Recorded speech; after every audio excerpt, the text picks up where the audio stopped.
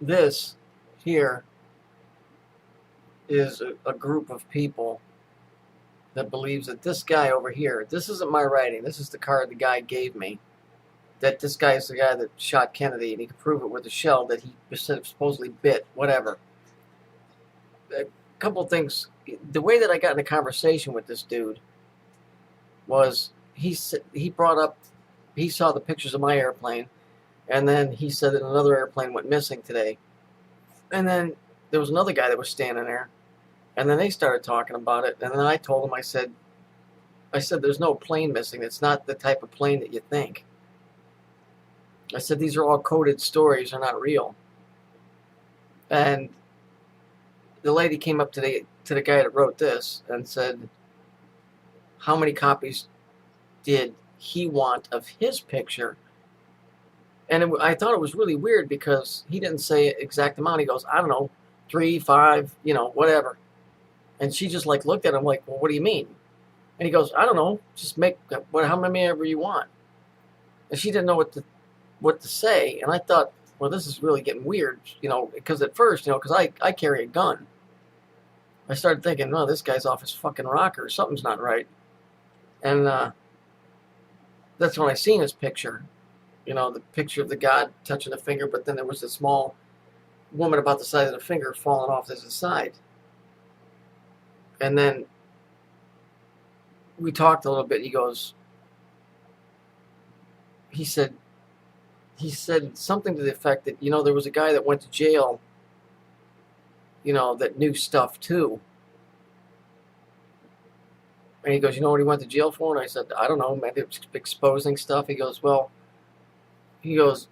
no. And then we got to talking, and he said, well, this guy shot Kennedy. He said, I was a guard there for 18 years, and this guy told me at 3:30 in the morning. So immediately, as soon as those two numbers came up, I thought it was very bizarre. The whole thing was bizarre. Not so bizarre that that I was like freaking out, because I've had much weirder things happen. There's some tie in here. That dude wasn't just there to be there. Nobody just goes in and goes, make however many copies you want. That guy was there for a reason. The 2 times that guy came into Chili's restaurant, he was there to talk to me, and he made that explicitly clear. And he said, he did tell me the second time. He said that he was a Mason, and that he said, how do you know? How do you think we knew you were here? So whatever that means. I don't get all spooked or freaked out by it. It is what it is. And when you start digging around at shit, you start attracting attention. I don't know how all of this is tied together. I've never really investigated any of the Kennedy stuff. I know that it's all tied into the whole Saturnian thing. The picture the guy had, and I should have asked him, but I didn't. It was very interesting. The fact that he didn't know how many copies he wanted. The fact that he wrote this down. He wrote that down. Instead of just giving me the name and just saying, go look up James Files, he sat down and wrote it down. Again, gave me the card. And I started thinking to myself, James Files, because I don't know who this is. I'm thinking to myself, is this the name of a program, or James Files? That it's not a guy, that it's a program, or it's an actual file, like an investigative file, the James file, if you put a "the" in front of it. I don't know how all of this ties in. Maybe it's a message to me. I don't fucking know.